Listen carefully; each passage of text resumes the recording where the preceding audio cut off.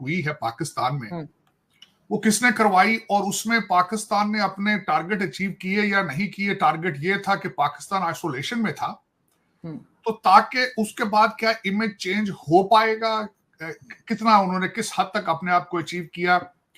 Doctor Jaishankar साहब आए, उन्होंने कौन से मैसेजेस, कौन से उन्होंने जो इशारे छोड़े हैं अपनी स्पीच के दौरान भी, और दूसरा वापस जाके भी उन्होंने एक स्टेटमेंट दी है। तो इस सारी चीजों को कवर करते हैं। सबसे पहले तो ये मैं कहना चाहूंगा कि आगाज तो अच्छा हुआ है, इसमें कोई शक नहीं है, बल्कि इस आगाज में सबसे जो बेहतर चीज आई है वो बरखा दत्त ने जो इंटरव्यू किया था नवाज शरीफ साहब का, जिसमें उन्होंने कहा है कि मोदी जी को आना चाहिए पाकिस्तान में, और फिर हमने 75 साल जंगों में जाया किए, हम 75 साल मजीद जाया नहीं करना चाहिए। ये बिगिनिंग से उन्होंने कहा, इससे अच्छा स्टार्ट हुआ। फिर उसके बाद इसको हमारे पाकिस्तानी और भारतीय मीडिया ने किस तरह लिया। एक तो भारत की तरफ से एतराज आता रहा मीडिया की तरफ से कि उनको रिसीव करने के लिए कोई सिग्निफिकेंट पर्सनैलिटी नहीं आई, जो कि मेरे ख्याल में भी जानी चाहिए थी, क्योंकि इस वक्त की जरूरत थी। डिप्लोमेसी की जो है जरूरत रिलेशनशिप की पाकिस्तान को है, भारत को नहीं है। लेकिन यहाँ पे जो पाकिस्तानी मीडिया जस्टिफाई करता रहा कि बिलावल भट्टो साहब को जो था प्रोटोकॉल वो ज्वाइंट सेक्रेटरी लेवल का किसी ने दिया। फिर उसके बाद इसहाक डार साहब के साथ बैठे पाकिस्तानी मीडिया ने वहां से स्पेकुलेट किया कि शायद क्रिकेट शुरू होने वाला है, जिसको जो फॉरेन अफेयर मिनिस्ट्री है भारत की, उन्होंने उसको फौरन डिनाई किया है। डॉक्टर जयशंकर साहब ने मॉर्निंग वॉक की हाई कमीशन ऑफिस के अंदर, पौधा लगाया, ये सारी अच्छी चीजें थी। मुस्कुराहटों का तबादला हुआ। जो पहले समझा जाता था, जो एक दूसरे के ऊपर तनकीदी अल्फाज इस्तेमाल किए जाते थे, इस तरफ से कश्मीर को, दूसरी तरफ से दहशतगर्दी की सपोर्ट को, वो इस दफा नहीं हुए। ये भी इसको भी कामयाबी समझा जा रहा है इसमें। और मैं समझता हूँ कि चले एक स्टेप मजीद आगे से ही कुछ नेगेटिविटी जो है वो रुकी।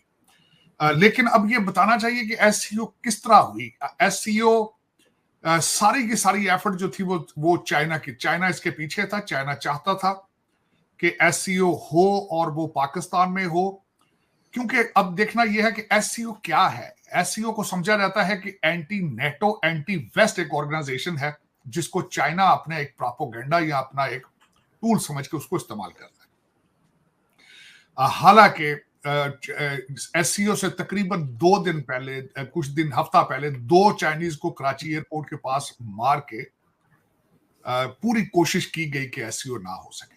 फिर हमारी एक बहुत बड़ी सियासी पार्टी है, उनको भी यही था, तशवीश थी, वो भी चाहते थे कि एससीओ ना हो। वो भी आगे चल के हम बात करते हैं। लेकिन इस सारी चीजों में ये अच्छा स्टेप रहा। अब आपने अपना इमेज सॉफ्ट करने की पूरी कोशिश की, सिग्नल भेजा कि हम सफारती तौर पर हम तैयार हैं, अब हमारे साथ बिजनेस किया जाए, डील की जाए। उसका जवाब अब मैं जो डॉक्टर जयशंकर साहब की स्पीच है उसके अंदर भी उन्होंने ये कहा कि जो एससीओ है, जिसका टारगेट है कनेक्टिविटी और एक्सपेंशन ऑफ बिजनेस और सारा कुछ ये चीजें और एनर्जी और सारा कुछ, लेकिन जब तक पीस नहीं होगा तजारत किस तरह होगी। मैं एग्री करूंगा इस बात से। मैं हमेशा आपको ये कहता हूं, जहां सुकून ना हो, जहां लॉ एंड ऑर्डर ना हो, वहां पे लोग कारोबार नहीं करते, बल्कि लोग वहां से भागते हैं। बात जाती दफा उन्होंने भी, बल्कि एक भारतीय बहुत बड़े न्यूज़पेपर ने लिखा था उनके होते हुए कि डॉक्टर जयशंकर के jabs towards Pakistan and China. लेकिन उन्होंने जाती दफा शहबाज शरीफ साहब का शुक्रिया अदा किया। उन्होंने कहा कि thank you for that, for the SCO, for your hospitality. और फिर जाके उन्होंने वहां पे भी प्रेस कॉन्फ्रेंस में कहा कि वी आर पैसिव, हम हर चीज का जवाब प्रॉपरली देंगे, चाहे नेगेटिव हो पॉजिटिव हो। ये भी एक उसमें अच्छी चीज। अब उसके बाद आगे क्या होगा? आप पाकिस्तान ने अचीव कर लिया, मैं समझता हूं काफी हद तक अचीव किया। हालांकि खतरे मौजूद थे।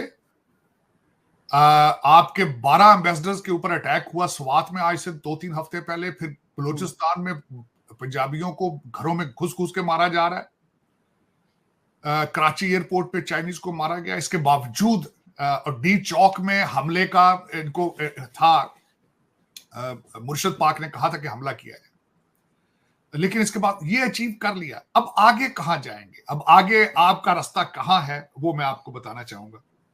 सबसे पहले आपकी एक आप देखें, आप अपनी 5th जनरेशन वार जो कि मैं समझता हूं चलाने वाले भी पहले चलाने आज खुद ही उसके विक्टिम हैं। 5th जनरेशन वार में लाहौर के अंदर एक फिक्शनल बच्ची का रेप एक बनाया गया है और उसको बांग्लादेश बनाने की ख्वाहिश सार इसके स्टूडेंट्स को निकाला जाए और बांग्लादेश बनाया जाए। अब ये जब देखा जाता है तो एससीओ के अहदाफ किस तरह अचीव करेंगे आप? लोगों को तो आप कह रहे हैं भाई हम देखें कितने अच्छे लोग हैं, आए यहां कारोबार करें, यहां पे सारा कुछ करें, एससीओ करा लिया हमने। लेकिन अब जो कल एक वफद गया है जो कि अडियाला जेल में मिला है जाके, और अंदर से मुर्शिद पाक ने कहा है कि जी मेरी बिजली पानी बंद है, मेरा बिजली भी बंद है, मेरा एक्सरसाइज भी नहीं हो रही है, फला भी नहीं हो रहा है, जो उसके रिजल्ट में आपकी पुलिस ने जो आगे आपकी जो प्रिजन एडमिनिस्ट्रेशन है उनका मैं जवाब देख के हैरान हो गया हूं आरजू कि एक डेवलपिंग कंट्री, एक बैंकरप्ट कंट्री के अंदर एक बी क्लास जो आपका कैदी है उसके नाश्ते में क्या है? उसको चकंदर का जूस दिया जाता है, चिया सीड दिए जाते हैं, दही बिस्कुट से खजूरें, ये ब्रेकफास्ट है।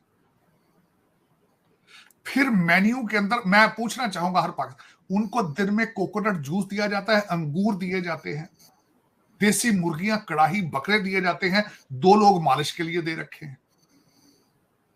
ये जेल है कि मजाक है? और वहां से निकला क्या है? जब वहां पे लोग गए हैं, 5 लोगों में से 2 लोगों ने आके कुछ चीजें लीक की।